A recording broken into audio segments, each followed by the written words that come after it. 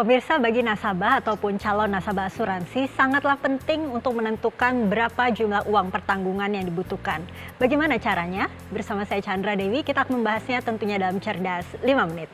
Dan saat ini saya telah terhubung bersama Bapak William Sutrisno, Head of Partnership Business dari Manulife Indonesia. Selamat pagi Pak William. Pagi Chandra.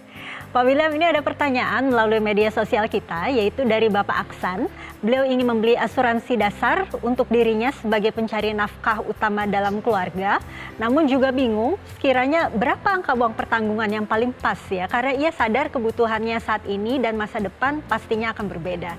Ada saran dari Pak William? Jadi uang pertanggungan itu adalah biasanya jumlah uang yang ketika kita membeli produk asuransi itu adalah menjadi faktor utama gitu. Yeah. Jadi mau uang pertanggungannya mau berapa? Uang pertanggungan itu sendiri apa? Jadi ketika nasabah itu terkena resiko sesuai dengan produknya, misalnya resiko meninggal. Jadi ketika nasabah itu meninggal, akan perusahaan asuransi membayarkan sejumlah uang pertanggungan yang dipilih gitu. Jadi itu uang pertanggungan. Nah, tentang berapanya itu memang sangat-sangat tergantung dengan income dari orang itu dan pengeluaran dari keluarganya atau pengeluaran dari orang-orang yang ditanggung, kira-kira begitu.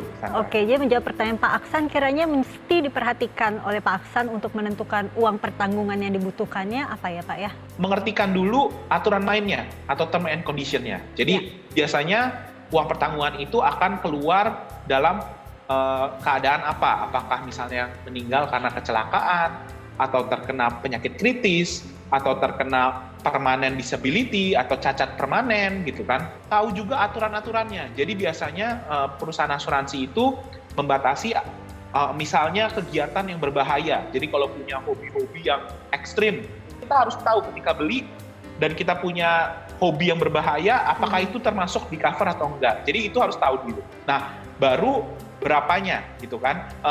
Untuk tahu berapanya, pertama kita harus mengerti yang tadi income kita sendiri berapa. Yang kedua, pengeluarannya berapa. Uang pertanggungan itu biasanya sekitar 20 kali dari pengeluaran tahunan. Nah, tapi maksimalnya adalah premi 30% dari income, itu kira-kiranya. Tapi pastinya perhitungan ini dapat dibantu oleh para agen asuransi yang tentunya akan membantu menghitung uang pertanggungannya ya Pak ya? Memang agen asuransi atau financial specialist di bank itu punya metodenya, punya toolsnya, jadi di mana nanti nasabah bisa konsultasi. Jadi nanti mereka ada beberapa pertanyaan, biasanya pengeluaran bulanan seperti apa, keluarganya seperti apa, apakah udah punya anak, berapa anaknya gitu kan. Nanti dari data-data tersebut biasanya mereka bisa mengeluarkan uang pertanggungan yang dirasa cukup gitu. Jadi hati-hati juga uang pertanggungan jangan lebih jangan kurang. Jadi cari yang cukup. Nah, dari uang pertanggungan itu biasanya kita akan pilih juga produknya seperti apa sehingga preminya yang harus dikeluarkan seperti apa. Nah, itu konsultasikan saja, mereka biasanya punya metodenya sendiri gitu. Dan metodenya ini memang berdasarkan dengan riset yang sangat-sangat istilahnya sangat-sangat kredibel gitu. Tapi jumlah uang pertanggungan ini bisa kita dirubah di tengah jalan tidak sih Pak William?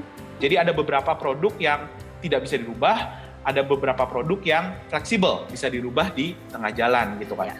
Tapi sebenarnya kebutuhan uang pertanggungannya sendiri pasti berubah-berubah.